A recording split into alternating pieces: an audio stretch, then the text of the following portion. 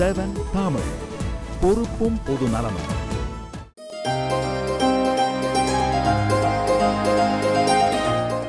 அன்றாட ஆன்மீகம் நிகழ்ச்சியில் உங்களை சந்திப்பதில் மிக்க மகிழ்ச்சி. உங்கள் அனைவருக்கும் எனது கனிவான பணிவான வணக்கங்கள். இப்போது அன்றாட வாழ்க்கையில் என்னென்னமோ நடக்குதுங்க. இதில் நேரம் எங்கெங்கே இருக்குது, நம்ம ஆன்மீகத்தை பார்க்கறதுன்னு யாரும் வேதனைப்பட வேண்டாம். ஆன்மீகம் என்பது அன்றாட வாழ்க்கையுடன் இணைந்தது, இசைந்தது, அதற்கு வேண்டியவற்றை கொடுப்பது. இதுதான் ஆன்மீகம். ஆன்மீகம் அப்பாற்பட்டது அல்ல. ஆக இதில் பல நிகழ்வுகள் நம்ம வாழ்க்கையில் நடக்கிறதுக்கும் ஆன்மீகத்திலேருந்து பல எடுத்துக்காட்டுகள் கிடைக்கின்றன, மேற்கோள்கள் கிடைக்கின்றன, அதிலேருந்து அறிவுரைகளும் கிடைக்கின்றன. அப்படி நடக்கிறதுல ஒன்று பார்த்தோம்னா, எல்லாருடைய வாழ்க்கையிலும் அநேகமாக நடக்கின்ற ஒரு நிகழ்வு, மகிழ்ச்சிகரமான நிகழ்வு, மங்களகரமான நிகழ்வு, திருமணம். இந்த திருமணத்தை பற்றி சொல்கிறச்சே நம்ம எல்லாரும் சந்தோஷப்படுறோம். வயதானவர்களுக்கும் திருமணத்தை பற்றி எண்ணங்கள் பின்னோக்கி செல்கிற நேரங்களிலே மகிழ்வான எண்ணங்கள் உண்டாகின்றன. இளைஞர்கள் திருமணத்தை எண்ணி இயங்குகின்ற இளைஞர்களுக்கு கூட திருமணம் என்பது ஒரு இன்பமான பூரிப்பை கொடுக்கின்றது, ஒரு கிளர்ச்சியை கொடுக்கின்றது. ஆக திருமணம் என்பது when you look back, very satisfying, very happy, very comfortable experience. When you are looking for that, thrilling, anxious, exhilarating experience. ரெண்டு வகையிலுமே திருமணம் என்பது மிக சிறப்பாக அமைகின்றது. இந்த திருமணத்தை பற்றி இன்னொரு ஆள் திருசாக சொன்னார். அவர் ரொம்ப வாழ்க்கையில் அடிபட்டவர் போல். அவர் சொன்னார், மேரேஜ் இஸ் அன் இன்ஸ்டிடியூஷன். சரிங்க, அது எப்படின்னாக்கா பஸ்ஸு மாதிரிங்க. என்னங்க சொல்லுங்கள் அப்படின்னா, இந்த பஸ்ஸு வர வரைக்கும் பஸ்ஸு எப்போ வரும் வரும்னு காத்துக்கிட்டே இருப்பாங்க. கடிகாரத்தை பார்த்துட்டே இருப்பாங்க. எப்போ வருது எப்போ எட்டி பார்ப்பாங்க. பஸ்ஸு வராதான்னு பார்த்துட்ருப்பாங்க. அதை போல் கல்யாணம் ஆகிற வரைக்கும் எப்போ கல்யாணம்னு எதிர்பார்த்துக்கிட்டே இருப்பாங்களாம். பஸ்ஸு வரவிட்ட ஏறி உட்காருவாங்க. கொஞ்சம் தூரம் பஸ்ஸு போகும், இனிமையாக இருக்கும் இந்த மேரேஜ் என்பது. கொஞ்சம் தூரம் போன உடனே கூட்டம் அப்பும் வேர்க்கும். அப்போ என்ன பண்ணுறது, புழுக்கம், ஒருத்தர் மேலே ஒருத்தர் இடிப்பாங்க. எப்போதாப்பா பஸ்ஸு நிற்கும், இறங்கி ஓடலான்னு பார்ப்பாங்களாம். அதுபோல் இந்த திருமணம் என்பது வரும் வரையிலும் எப்போ வரும்னு இருக்குமா. ஏறி உட்காந்த உடனே கல்யாணம் ஆன உடனே எப்படாப்பா விடுபட்டு போவோன்னு இருக்குன்னு சொல்லி அவர் சொன்னார். அது அவருடைய எண்ணங்கள். ஆனால் நம்ம எல்லாருக்குமே திருமணம் என்பது, if it is a past experience, it is a gratifying experience. வரப்போகிறதா இருந்தாக்கா எக்ஸிலரேட்டிங், எந்தூசியாஸ்டிக், எதிர்பார்ப்போடு இருக்குது. ஆக திருமணம் என்பது ஒவ்வொருடைய வாழ்க்கையிலும் மிக மிக இனிமையானது, முக்கியமானது நிகழ்வு. இந்த திருமணத்தை பற்றி பேசிச்ச ரெண்டு தினசு சொல்லுவாங்க. காதல் திருமணமா, அரேஞ்சு மேரேஜா அப்படின்னு கேட்பாங்க. இதில் இதுக்கு எவ்வளோ ஓட்டு விழுது, இதுக்கு ஓட்டு விழுதுன்னு தெரியாது. ஆனாக்கா கேள்வி கேட்கப்படுகின்ற யாரை நம்ம இன்டர்வியூ பண்ணுறோமோ அவங்க மனப்பிராந்தியை பொறுத்து, மனசு நிலைமையை பொறுத்து பதில் வரும். அதனாக்க உண்மையிலேயே நம்ம ஆராய்ந்து பார்த்தோமானால், ஒரு மனிதனுக்கு திருமணம் என்பது வாழ்க்கையில் ஒரு முறை நடக்கின்றது. ஒரு முறை நடக்கிறது வாழ்க்கையின் ஆரம்பத்தில் நடக்கின்றது. அதற்கு பிறகு 40 ஆண்டுகள், 50 ஆண்டுகள், 60 ஆண்டுகள் மேற்கொண்டு அவன் வாழ்க்கையை நடத்துகின்றான். இது எப்படி நம்ம டிசைட் பண்ணணுங்கிறத பார்க்குறோம். இப்போ ஒரு வீடு வாங்குகிறோம் சார்.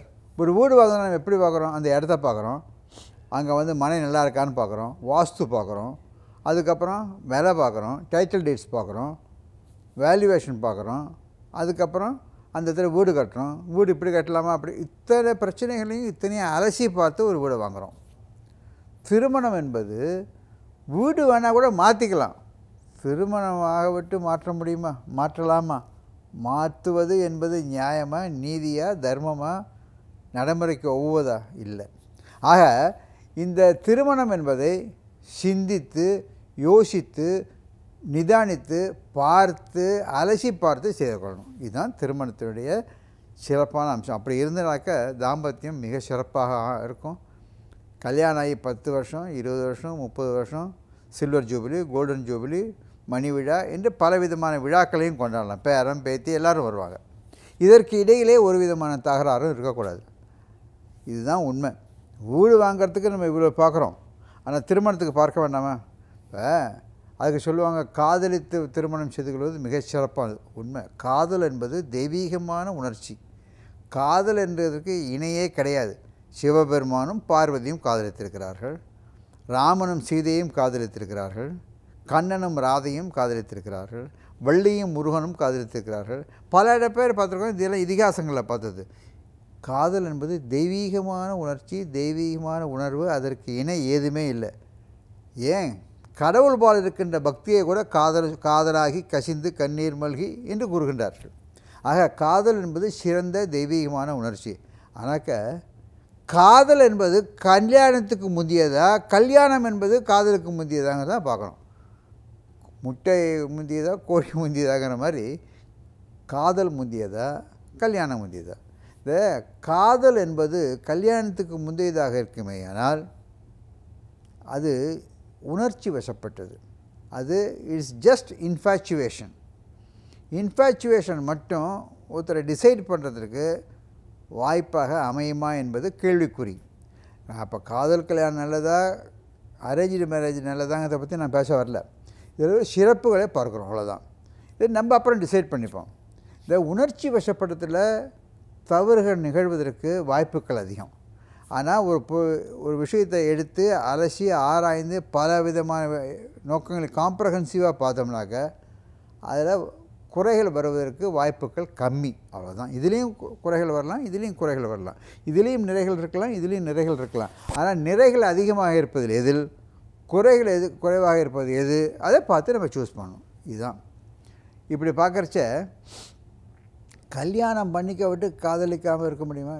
சம்ஸ்கிருதத்தில் ஒரு வார்த்தை ஒன்றுங்க, முதுமையில் காதல்னு தமிழில் சொல்கிறோம் இல்லையா, அதை விருத்த சிங்காரம்னு சொல்லுவாங்க. இந்த முதுமையில் காதல் இருக்குது பாருங்கள், அது மிக மிக விசேஷமானது. ஏன்னு கேட்டிங்கனாக்க சின்ன வயசில் இருக்கிறது இன்ஃபேச்சுவேஷன், அது உடற்கூறுபால் பட்டது. அதுக்கப்புறம் மிடில் ஏஜில் பார்த்தீங்கன்னாக்க இந்த age of 40s and all, என் புருஷன் பெரிய உத்தியோகத்தில் இருக்கார், என் புருஷன் சேர்மனாக இருக்கார், எங்கள் வீட்டில் கார் இருக்கார், நிறையா சம்பாதிக்கிறாரு, அழகாக இருக்கார், இதெல்லாம் மத்திய வயதில் இருக்கும், மிடில் ஏஜில் இருக்கும். இதை தாண்ட விட்டு ரிட்டையர் ஆக விட்டு ஒருவர் பால் இருக்கின்ற ஒரு கரிசனம், the concern is the highest order. அப்போ பார்த்திங்கனாக்க இந்த முதுமையில் காதல் என்பது மிக உயர்வாக பேசப்படுகின்றது. காதல் என்பது கல்யாணத்துக்கு பிறகும் வைத்துக்கொள்ளலாம். ஆனால் காதல் என்றால் நம்மெல்லாம் நினைத்துக்கிறது என்னன்னாக்கா கல்யாணத்துக்கு முந்தையதை மட்டுமே நினைத்துக்கொள்கின்றோம். அது இன்ஃபேச்சுவேஷன், அது உணர்ச்சி வயப்பட்டது. அதில் சரியாக இருக்குமா என்பது தெரியாது. அரேஞ்சு மேரேஜ் என்பது பல பெரியோர்கள் பார்த்து பல விஷயங்களை அலசி குலங்கோத்திரம்னாக்க, I am not talking about the caste, அவருடைய ஃபேமிலியை பற்றி தெரிஞ்சுக்கிட்டு அவங்களுடைய குண அதிசயங்களை பார்த்து தெரிந்து கொண்டு வசதிகளை பார்த்து கொண்டு செய்கிறது தான் கல்யாணம். அதுதான் அரேஞ்சு மேரேஜ். இப்போ காதலிக்கிறவங்களாம் நீ என்ன படிச்சிருக்கேன்னு கேட்குறாங்களா, உனக்கு என்ன சம்பளம்னு கேட்குறாங்களா, அதெல்லாம் பார்க்குறதே கிடையாது. இல்லை உங்கள் அப்பா யார் அதெல்லாமும் பார்க்குறது, just for information they May get, அவ்வளோதான், அதோட முடிஞ்சு போகுது.